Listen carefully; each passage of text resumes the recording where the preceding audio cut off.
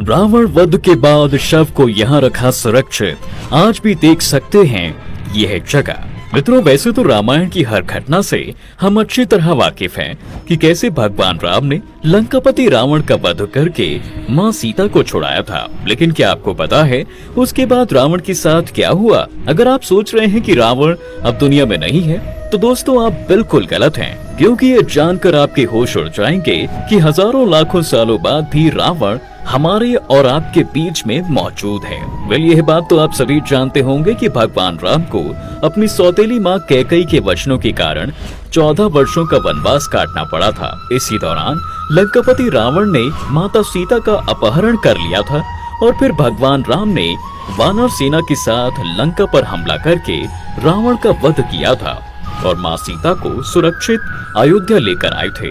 मान्यताओं के अनुसार दशमी के दिन भगवान राम ने मायावी रावण का वध कर दिया था, जिसके बाद उन्होंने शव को विभीषण को सौंप दिया था ताकि वो उनका अंतिम संस्कार कर सके।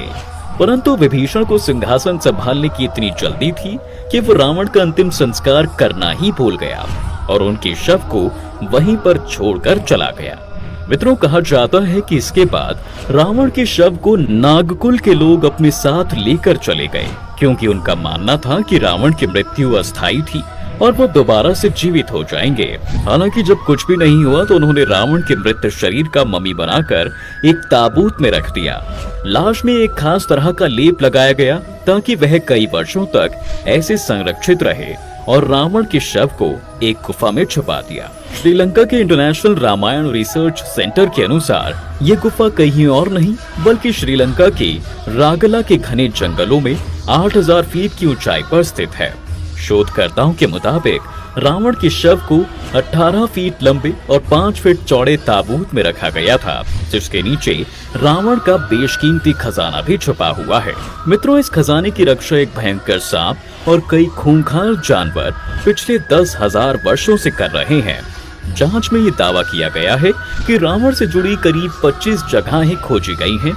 इसमें अशोक वाटिका और हनुमान जी के कदमों के निशान भी शामिल हैं, जिसका खुलासा आए दिन दुनिया के सामने होता रहता है। अब दोस्तों, ये तो हो गई रावण के शव की बात। इसके अलावा क्या आप ये जानते हैं कि लंकापति रावण कितना शक्तिशाली था और उसके पास कौन कौन से वरदान थे? अगर नहीं तो बता दें कि रावण ने 10,000 वर्षों की कठोर तपस्या से ब्रह्मा जी को प्रसन्न किया था। ब्रह्मा जी ने उसे अमृत का वरदान दिया था, जिसे उसने अपनी नाभि में छुपा लिया ताकि भूल कर भी कोई उसका वध न कर सके।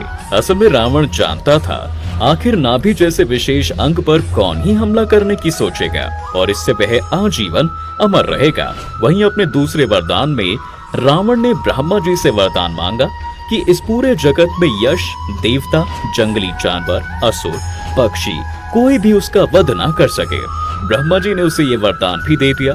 हालांकि रावण ने वरदान में मनुष्य का जिक्र नहीं किया था, क्योंकि उसे लगता था कि भला उसकी शक्तियों के आगे कोई मानव कैसे टिक पाएगा। इसलिए भगवान विष्णु को रावण का वध करने के लिए राम जी के रूप में मनुष्य अवतार लेना पड़ा। साथ ही रावण से प्रसन्न होकर उसे रूप बदलने का वरदान भी दिया गया था। साथ ही रावण को तमाम तरीके के अस्त्र शस्त्र का ज्ञान भी दिया, जिसमें से भगवान शिव का पिनाक धनुष भी था। दोस्तों, ये बात तो आप सभी जानते हैं कि रावण भगवान शिव का बहुत बड़ा भक्त है। भगवान शिव से उसने चंद्रहास प्राप्त किया और तो और रावण को भगवान शिव का कवच भी मिला था, जिसके बल पर वह तीनों लोगों का स्वामी बन गया।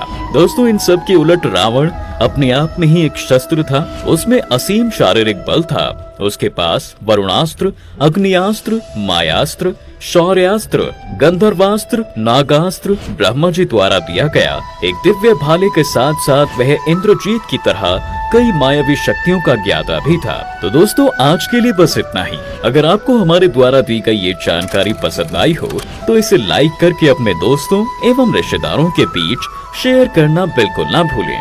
धन्यवाद।